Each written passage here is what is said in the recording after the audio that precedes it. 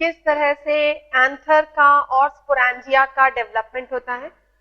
आर्कीस्पोरियल tissue में division से different layers का formation, epidermis, endothecium, middle lamella, middle layer, tapetum and sporogenous tissue develop होते हैं। आज उन सारी लेयर्स के डिटेल पढ़ेंगे। तो टॉपिक जो आज अपन स्टार्ट करेंगे वो है पार्ट्स ऑफ मैच्योर एंथर। एक एंथर में सबसे आउटर मोस्ट लेयर होती है epidermis. Epidermis is outermost protective layer of anther. It is always single layered. Main function, it is protective in nature. Epidermis के अंदर जो सेकेंड लेयर है, second layer होती है एंडोथीशियम। एंडोथीशियम भी एपिडर्मिस की तरह single layer. It is single layer made up of radially elongated cells. इसके सेल्स की रेडियल और टेंजेंशियल वॉल्स पर, ये सेल्स होते हैं एंडोथीशियम के। एंडोथीशियम की सेल्स के रेडियल वॉल पर अंदर से बाहर की तरफ फाइबर लाइज मैनर में अल्फा सेल्यूलोज का डिपोजिशन होता है। So alpha cellulose is deposited on radial wall of endothelium in fiber-like manner from inner surface to outer surface. This alpha cellulose is hygroscopic in nature. It absorbs water, develops pressure, which causes bursting of endothelium cells so that spores or pollen grains are liberated. Sporangia के dehiscence में important function है endothecium का। Alpha cellulose का deposition radial wall पर अंदर से बाहर की तरफ फाइबर लाइक मैनर में होता है। ये अल्फा सेल्यूलोज हाइग्रोस्कोपिक नेचर का सब्सटेंस है और ये वाटर एब्जॉर्ब करके स्वेल होगा, जिसकी वजह से एंडोथीशियम के सेल रप्चर होंगे, causing dispersal of pollen grains. अब पूरे स्पोरेंजिया में इनर साइड में कुछ एंडोथीशियम सेल्स होते हैं। Inner side means towards the connective. अगर ये एक फोर लोब्ड एंथर है, इस फोर लोब्ड एंथर में कनेक्टिव की तरफ के कुछ सेल्स, जनरली दो सेल्स थिन वॉल्ड होते हैं जिनमें अल्फा सेल्यूलोज डिपॉजिट नहीं होता। ये thin walled cells stomium form करते हैं। These thin wall cell form stomium, यानी यहाँ पर जो सेल्स होंगे एंडोथीशियम के, ये सेल्स थिन वॉल्ड होते हैं। इन थिन वॉल्ड सेल्स को स्टोमियम कहा जाता है। ये स्टोमियम इजीली डीजेनरेट होकर एक पोर बनाएंगे जिसके थ्रू पोलन ग्रेन्स लिबरेट होते हैं। तो दो मैकेनिज्म है डेहिसेंस की। पहली मैकेनिज्म कि सारे स्टोमियम के सेल वाटर एब्जॉर्ब करते हैं, swell होते हैं and they burst causing liberation of pollen grain. This is first mechanism which is common in maximum number of plants. Second mechanism में few cells, generally two cells have thin wall and they are forms a stomium. ये stomium के cells degenerate होते हैं और यहाँ से spores का dispersal होता है। So first layer epidermis which is protective in function. Second layer endothelium which helps in dispersal of pollen grains by causing dehiscence of sporangia. So ये dispersal में help करते हैं। कैसे? sporangia के dehiscence में help करते हैं। थर्ड लेयर जो एंडोथीशियम के अंदर आकर करती है, थर्ड लेयर को मिडिल लेयर कहा जाता है। Third layer is known as middle layer. Middle layer इसलिए क्योंकि एंडोथीशियम और टेपेटम के बीच में आकर करती है। It is made up of thin walled parenchymatous cells. Parenchyma cell से बनी होती है। ये thin walled parenchyma cells initially single layered होंगे, but on maturity they undergo division to form 2 to 3 layered. Function is to store food material which is later on used up by the sporogenous cell. So main function is store food material.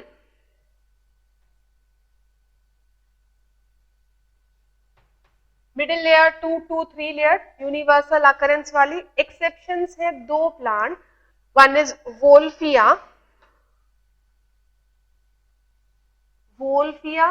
And वेलिसिनेरिया.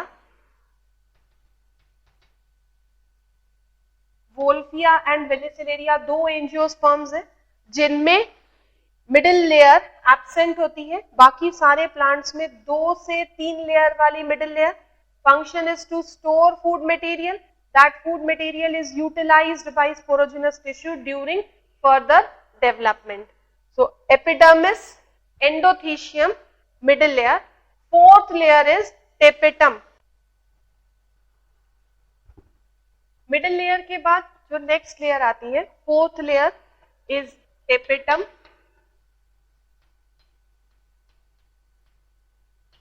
Tapetum is the most important layer of sporangia. Sporangial wall की सबसे important layer क्योंकि ये nutritive tissue की तरह function करती है. It is nutritive tissue which provides nutrition to developing sporogenous cells. Developing sporogenous cells को nutrition provide करती है so that spores undergo meiosis to sporogenous cells undergoes meiosis to form spores. अब according to method of providing nutrition, tapetum is further divided into 2 types. इसके cells radially elongated and multinucleated condition show करते हैं. Radially elongated and multinucleated cells are present. All the cells are multinucleated. Sometimes इस multinucleated conditions को polyploidy भी कहा जाता है. Actually एक से ज्यादा न्यूक्लियस होते हैं but कुछ केसेस में इसे polyploid cell भी रेफर किया जाता है. अब ये टेपेटम किस तरह से न्यूट्रिशन प्रोवाइड करेगा? डायरेक्टली प्रोवाइड करेगा या सेल डीजेनरेट होकर प्रोवाइड करेंगे? इसके अकॉर्डिंग टेपेटम को 2 कैटेगरीज में डिवाइड किया गया है. First type of tapetum is known as amoeboid tapetum. Amoeboid tapetum ये सबसे सिंपल और प्रिमिटिव टाइप है टेपेटम का, जिसमें टेपेटल सेल वॉल डीजेनरेट हो जाती है. टेपेटल साइटोप्लाज्म स्पोरोजेनस कैविटी में इन्वेड करता है. ये सारी टेपेटल सेल्स है. Radially elongated cells of tapetum occur और बीच की जो कैविटी है इस कैविटी को स्पोरोजेनस कैविटी कहा जाता है. इस स्पोरोजेनस कैविटी में स्पोरोजेनस सेल्स आकर करते हैं. So in this central cavity, जितने भी cells present है, these cells are collectively known as sporogenous tissue.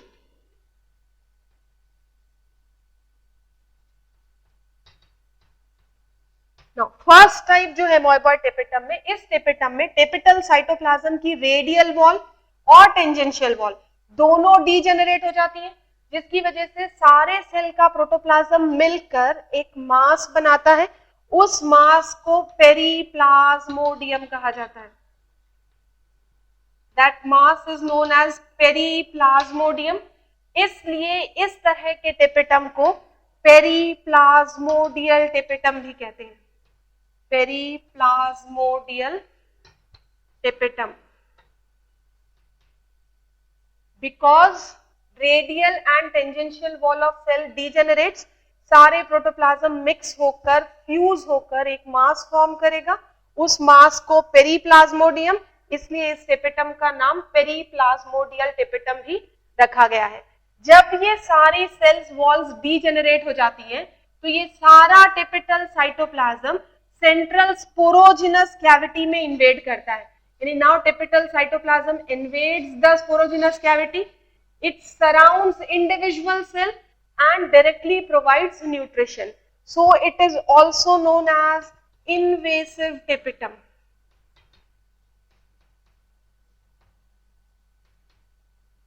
अब इसके तीन नाम है, amoeboid tapetum, periplasmodial tapetum and invasive tapetum.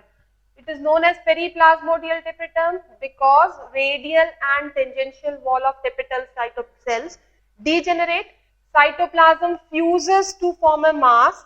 That mass is known as periplasmodium. So such tapetum is known as periplasmodial tapetum. अब सारा protoplasm central sporogenous cavity में invade करता है, डायरेक्टली हर सेल को सराउंड करके उसे न्यूट्रिशन प्रोवाइड करता है, इसलिए इसे क्या कहा जाता है, इन्वेसिव टेपेटम भी कहा जाता है. ये एक प्रिमिटिव कंडीशन है जो कुछ प्लांट्स में ऑब्जर्व की जाती है, जैसे एग्जाम्पल है ट्रैपा, टाइफा, एरम and Trandiscantia.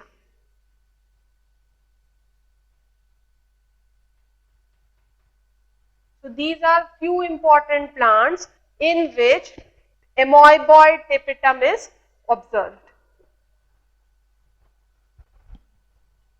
Second type of tapetum is known as secretory or glandular or parietal tapetum. Second जो टाइप है टेपेटम का उसे सीक्रेटरी टेपेटम, ग्लैंडुलर टेपेटम या पेराइटल टेपेटम कहा जाता है. इस तरह के टेपेटम में टेपेटल सेल वॉल डिसइंटीग्रेट नहीं होती, ये सारी सेल वॉल इंटैक्ट रहती है और ये सिर्फ स्पोरोजिनस कैविटी में न्यूट्रिशन सीक्रेट करेगी.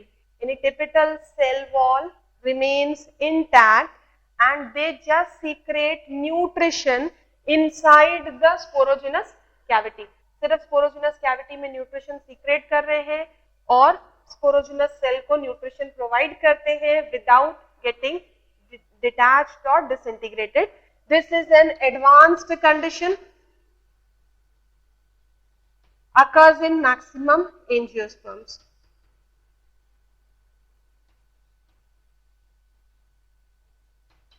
So this is an advanced type of condition which is observed in maximum angiosperm. So tapetum जो layer है सबसे important, nutritive tissue, provides nutrition to developing sporogenous cells.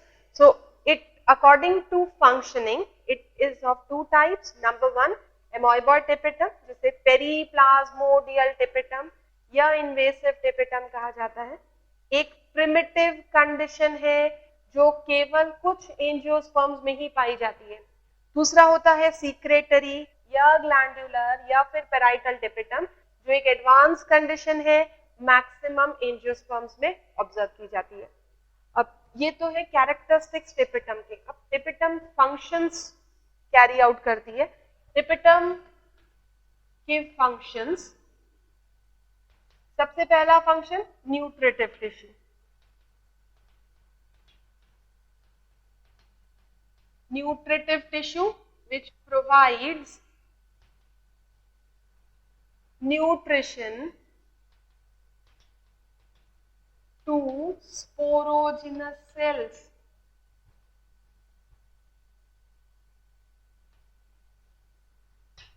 So this is first most important function. Second function, tapetal cytoplasm में special bodies होती हैं. So tapetal cytoplasm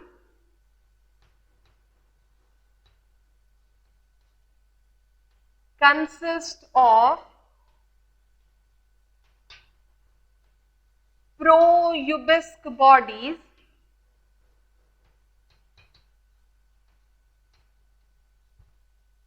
which gets coated with sporopollenin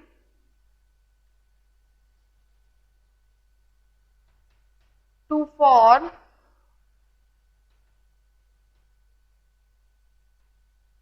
eubisque bodies. Typical cytoplasm में special granular bodies देखी जाती हैं। उन bodies को प्रोयूबिस्क bodies कहा जाता है। ये प्रोयूबिस्क बॉडीज स्पोरोपोलिन से डिपॉजिट होती हैं and they get converted to Ubisk body. These Ubisk bodies forms exine of pollen grain.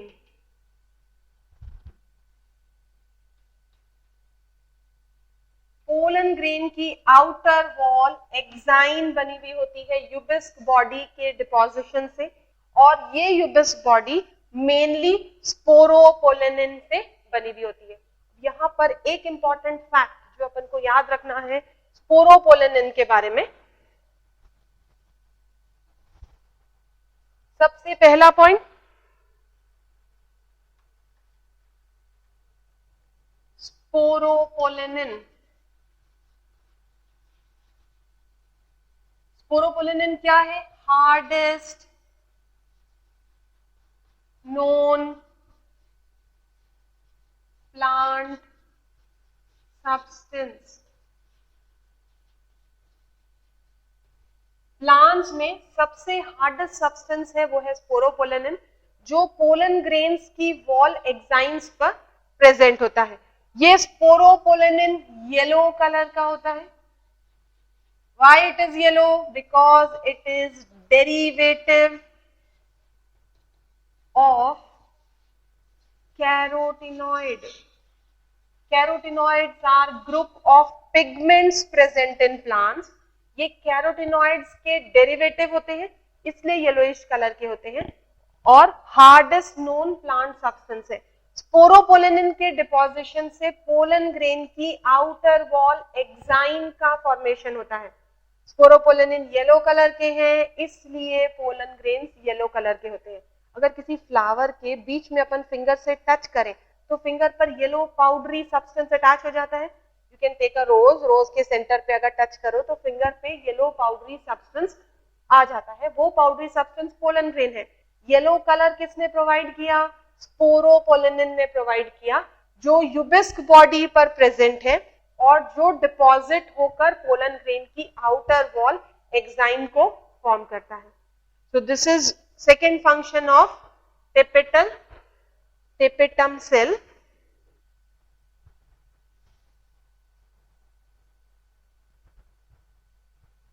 Third function, meiosis after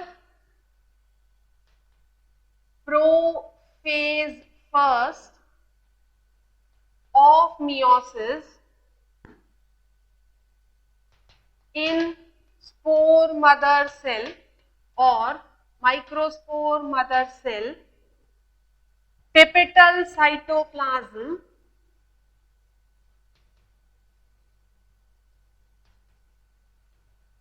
secretes enzyme callase. Central cavity में जो स्पोरोजिनस सेल्स प्रेजेंट है, जब इन स्पोरोजिनस सेल्स में meiosis start हो जाती है तो प्रोफेज 1 के बाद टिपिकल साइटोप्लाज्म एक एंजाइम सीक्रेट करता है। उस एंजाइम का नाम है कैलेज। आगे पढ़ेंगे अपन कि जो 4 सेल बनते हैं, 4 माइक्रोस्पोर जो बनते हैं मियोसिस से, जो स्पोरोजिनस सेल में या स्पोर मदर सेल में होती है, वो चारों सेल आपस में अटैच रहते हैं एक वॉल से जो कैलोज की बनी हुई होती है। ये कैलेज एंजाइम उस वॉल को डिग्रेड करता है so that 4 microspore get separated and they form pollen grain. So that कैलेज enzyme which causes degradation of spore tetrad wall of कैलेज is produced by tapetal cytoplasm. Okay. Then fourth function is tapetal cytoplasm में एक oily viscous substance produce होता है जिसे pollen kit कहा जाता है। तो produces oily sticky viscous pollen kit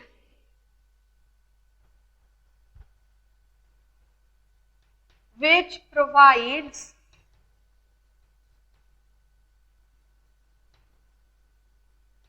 sticky nature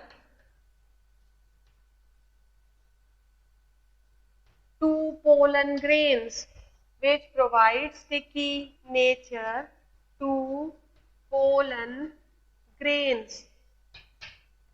तो पोलन टिपिकल साइटोप्लाज्म में स्टिकी विस्कस फ्लूइड प्रोड्यूस होगा जिसे पोलन किट कहा जाता है. पोलन ग्रेन्स को स्टिकी नेचर प्रोवाइड करते हैं. इसका प्रोडक्शन इंसेक्ट पोलिनेटेड प्लांट्स में ज्यादा होता है क्योंकि पोलन ग्रेन स्टिकी नेचर वाले होते हैं इंसेक्ट पोलिनेटेड प्लांट्स में, and that sticky nature is due to this pollen kit. अब यहाँ पर एक और फैक्ट जो याद रखना है, पोलन किट की वजह से एलर्जी ऑब्जर्व की जाती है.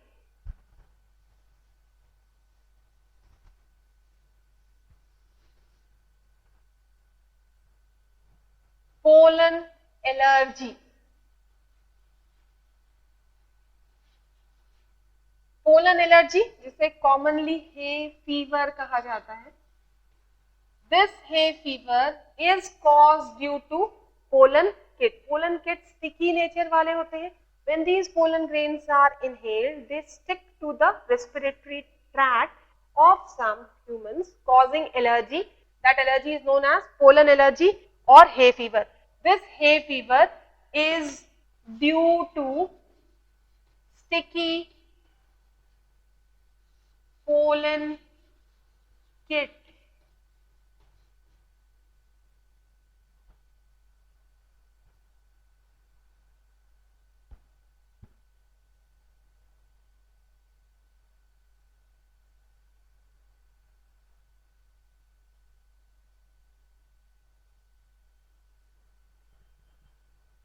Now this pollen kit is chiefly composed of lipid and proteins.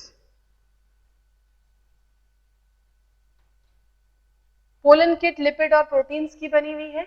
ये pollen kit sticky nature provide करेगा जिससे पोलन ग्रेन्स इंसेक्ट से स्टिक हो जाते हैं और पोलन ग्रेन्स को अल्ट्रा वायलेट रेज से प्रोटेक्ट करता है. तो पोलन किट के फंक्शन है स्टिकी नेचर प्रोवाइड करना and protects the pollen grain from UV rays. So these are four important functions of typical cytoplasm, typical cell. सबसे पहला फंक्शन न्यूट्रिटिव टिश्यू है जो डेवलपिंग स्पोरोजिनस सेल को nutrition provide करते हैं. दूसरा फंक्शन टिपिकल साइटोप्लाज्म से पोलन किट का प्रोडक्शन होता है. ये पोलन किट पोलन ग्रेन को स्टिकी नेचर प्रोवाइड करते हैं और यूवी रेज से प्रोटेक्ट करते हैं. तीसरा फंक्शन द पोलन साइटोप्लाज्म